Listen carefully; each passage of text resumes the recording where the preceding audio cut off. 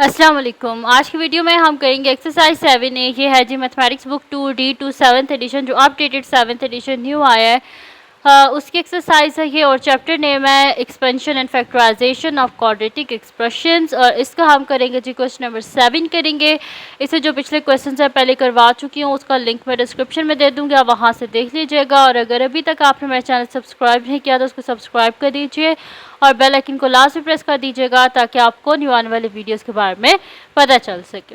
तो हम स्टार्ट करते हैं। मेरे पास यहाँ पर है जी क्वेश्चन नंबर 7 है कि expand each of the following expressions. हमने जो गिवन एक्सप्रेशन हमारे पास जितने भी हैं इन सब को हमने क्या करना है, हमने इन सब को एक्सपेंड करना है। ठीक है, तो सॉल्यूशन स्टार्ट करते हैं हम इसका। हमारे पास गिवन जो है एक्सप्रेशन वो है जी a+1 इंटू a-9। ठीक है, तो हम क्या करेंगे, पहले a को मल्टीप्लाई कर देंगे इस पूरी ब्रैकेट से, यानी कि a-9 से, फिर +1 को मल्टीप्लाई कर देंगे इस पूरी ब्रैकेट से, यानी कि a-9 से। तो a इंटू ए क्या हो जाएगा, a² plus minus minus 9 into A 9a plus a plus minus minus 1 into 9। और अब हम क्या करते हैं, जो एक जैसे वेरिएबल्स हैं उनको आपस में ऐड या सब्ट्रैक्ट जो भी हो रहे हैं वो कर लेते हैं हम। तो मेरे पास आ जाएगा जी a² प्लस माइनस क्या होता है, माइनस होता है। तो यहाँ पे हमारे पास क्या हो जाएगा, 9 में से 1 गए तो हमारे पास क्या आ जाएगा 8a, और बड़ी वैल्यू के साथ माइनस है, जैसे माइनस आ गया और साथ में -9। तो ये आ गया हमारे पास इसका आंसर, और यहाँ पे फर्स्ट पार्ट इसका हमने सॉल्व कर लिया है। अब करते हैं इसका नेक्स्ट पार्ट, जो कि इसका है जी सेकंड पार्ट। सेकंड पार्ट हमारे पास है b-2 इंटू b+7। तो इसका हम क्या करते हैं जी, सोल्यूशन स्टार्ट करते हैं। मैं यहाँ पे लिख लेती हूँ। मेरे पास गिवन एक्सप्रेशन है b-2 इंटू b+7। बिल्कुल वैसे ही करेंगे जैसे ऊपर वाले पार्ट में किया है। पहले b को इस पूरी ब्रैकेट के साथ b+7 से कर लेते हैं, फिर -2 को इस पूरी ब्रैकेट के साथ। ठीक है, फिर b इंटू बी क्या हो जाएगा, b² b into 7 7b -2 into b 2b plus minus minus 2 7 14। फिर मेरे पास हो जाएगा b², 7 - 2 क्या होता है 5, और बड़ी वैल्यू के साथ प्लस है तो इसलिए प्लस 5b -14। ठीक है, तो ये हमने क्या कर दिया कि इसको एक्सपेंड कर दिया हमने, और ये मेरे पास इसका आंसर आ गया b² प्लस 5b -14। ठीक है जी, तो सेकंड पार्ट भी हमने सॉल्व कर लिया। अब हम करते हैं इसका नेक्स्ट पार्ट, जो कि मेरे पास है जी इसका सी पार्ट। सी पार्ट है मेरे पास के c-5 इंटू c-6। तो हम क्या करते हैं जी, इसका सोल्यूशन स्टार्ट करते हैं। मेरे पास गिवन एक्सप्रेशन है c-5 इंटू c-6। अब हम क्या करेंगे, पहले c को इस पूरी ब्रैकेट के साथ मल्टीप्लाई कर लेंगे c-6 से, फिर -5 को हम इस पूरी ब्रैकेट से c-6 से मल्टीप्लाई कर लेंगे। c इंटू सी क्या हो जाएगा, c² plus minus minus 6 into C 6c plus minus minus 5 into C 5c minus minus plus 5 6 30।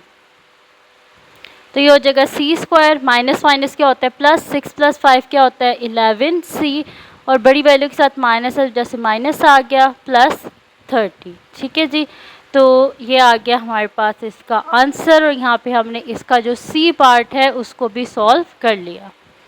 अब हम करते हैं इसका नेक्स्ट पार्ट, जो कि हमारे पास है जी इसका डी पार्ट। और डी पार्ट हमारे पास है 3d + 1 इंटू 5 - 2d। ठीक है जी, तो इसका हम सोल्यूशन स्टार्ट करते हैं। मेरे पास है जी 3d + 1 इंटू 5 - 2d। ठीक है जी, तो अब हम क्या कर लेते हैं कि पहले 3d को इस पूरी ब्रैकेट के साथ मल्टीप्लाई कर लेते हैं, फिर +1 को इस पूरी ब्रैकेट के साथ। ठीक है जी, तो 5 3 ज़ा 15, और साथ में आ जाएगा d प्लस माइनस माइनस 3 2 ज़ा 6 d इंटू डी क्या हो जाएगा d² plus 1 into 5 5 plus minus minus 1 into 2 क्या हो जाएगा 1 इंटू 2d आएगा हमारे पास। अब क्या कर लेते हैं, सबसे पहले डी स्क्वायर वाली टर्म लिख लेते हैं, तो -6d²। अब हम d वाली टर्म्स को लिख लेते हैं, +15d - 2d + 5, एंड में कांस्टेंट टर्म को लिख लिया, ठीक है। तो ये मेरे पास आ जाएगा -6d² और 15 - 2 हमारे पास क्या आ जाएगा, 13d + 5। तो ये आ गया हमारे पास इसका आंसर, और यहाँ पे सॉल्व हो गया जी हमारे पास। इसका जो डी पार्ट है उसको भी हमने सॉल्व कर लिया। अब हम करते हैं इसका नेक्स्ट पार्ट जो कि हमारे पास है इसका ई पार्ट।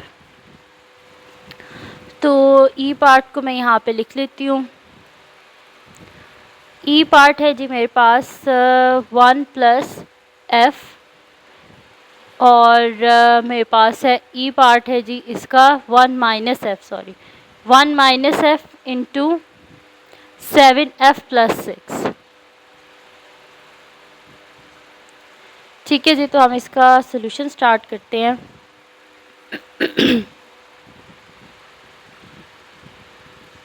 मेरे पास है 1 - f इंटू 7f + 6, ठीक है जी। तो अब इसको मैं कर लूँगी, पहले 1 को इसके साथ मल्टीप्लाई 7f + 6 के साथ, फिर -f को मल्टीप्लाई कर देंगे 7f + 6 के साथ। तो 1 से जब करेंगे तो एज इट इज़ ये ब्रैकेट आ जाएगी 7f + 6, और f से जब करेंगे तो plus minus minus 7f into 7f² plus minus f into 6f, ठीक है।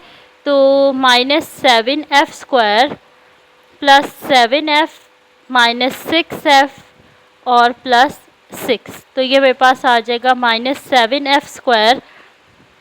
7 में से 6 को माइनस करें तो 1 आता है, तो 1f लिखें या फिर f लिखें, एक ही बात है। और साथ में आ जाएगा मेरे पास +6, ठीक है जी। तो ये मेरे पास इसका आंसर आ गया। नेक्स्ट है जी हमारे पास इसका f पार्ट, और f पार्ट हमारे पास है जी 4 - 3h इंटू 10 - 9h। तो इसका हम सॉल्यूशन स्टार्ट करते हैं। मेरे पास है 4 - 3h और 10 - 9h। इसको हम करेंगे पहले 4 को 10 - 9h से कर देंगे, फिर हम -3h को मल्टीप्लाई कर देंगे 10 - 9h से, ठीक है जी।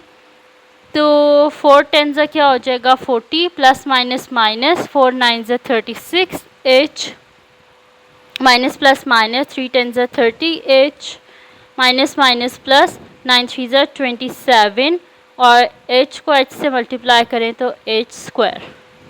तो ये मेरे पास हो जाएगा 40, माइनस माइनस प्लस होता है, और 36 + 30 क्या हो जाएगा 66, तो -66h + 27h²। अब इसको हम अरेंज करके लिख देते हैं, पहले स्क्वायर टर्म यानी कि 27h² - 66h + 40, ठीक है। तो ये आ गया मेरे पास इसका आंसर। तो यहाँ पे जी सॉल्व हो गया हमारे पास, क्वेश्चन नंबर 7 कंप्लीट सॉल्व हो गया। तो ये थी जी आज की वीडियो जिसमें मैंने आपको करवाया है एक्सरसाइज 7A का क्वेश्चन नंबर 7। तो अगर ये वीडियो आपके लिए हेल्पफुल हो तो इसको लाइक कीजिएगा, मेरे चैनल को सब्सक्राइब कीजिएगा और बेल आइकन को लास्ट में प्रेस कर दीजिएगा ताकि आपको न्यू आने वाली वीडियोस के बारे में पता चल सके। और अपनी दुआओं में लास्ट में याद रखिएगा। अल्लाह हाफिज़।